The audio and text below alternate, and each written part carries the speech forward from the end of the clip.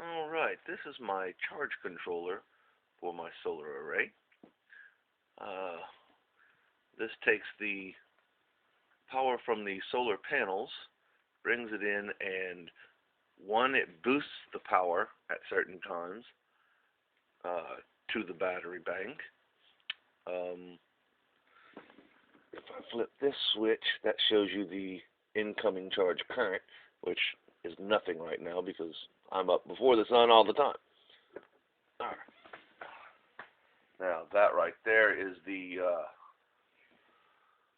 level that the battery bank is charged to, which is 12.7, which is pretty good. It means I only used about probably 10% of it last night.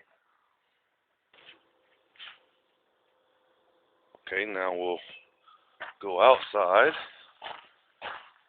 I'll show you the solar panel setup. I built each one of these panels by myself, by hand. The frames I did purchase the frames, but each one of the cells I soldered together myself.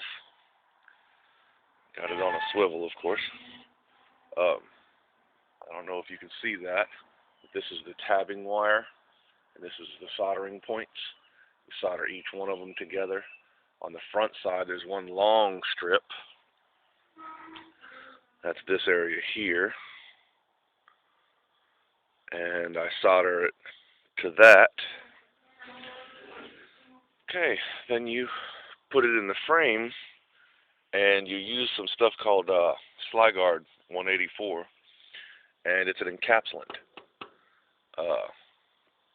It weatherproofs it basically for 50 years and keeps it solid. A lot of people like to put a back on these behind this, but you don't have to, and there's less heat if you don't. There's less heat build up, which is what kills solar. Got all the wiring crap connected. It's connected in a 12-volt wiring pattern instead of 24, which eventually I will put it in a 24-volt when I get more panels. Still waiting for the sun to come up. Now we'll go look at the battery bank. Well, you see the red wire. Maybe you do. There's a red wire coming from there. Comes all the way over here to the battery bank. Right now I have the insulation board over the top of it to keep it from the heat.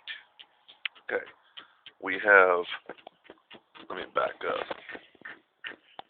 We have 4 batteries, 115 amp hour, deep cycle batteries. A lot of people connect those with, big thick cables like these cables. I don't like the connection points like that. You're asking for a bad connection point. So what I use is, what I came up with is the copper tubing. It's thick wall copper tubing. I compress it with my vise in my shop at the mounting points, drill it out and mount it up.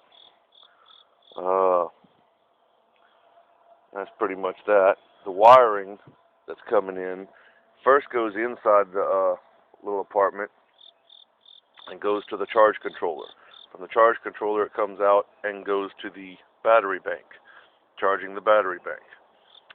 Then from the battery bank, these big thick cables, big thick black ones, go to my power inverter, which is also inside. Oh, and this is my toolbox. It's just an old toolbox. Works good. It goes inside to the power inverter, like I said, and then you just plug in an extension cord or whatever it is you want into the power inverter, and you have power. And I run for about 6 hours every night, running a few things. The more batteries you have, the longer you run. The more solar panels you have, the faster you can charge your batteries. That's pretty much the gist of it.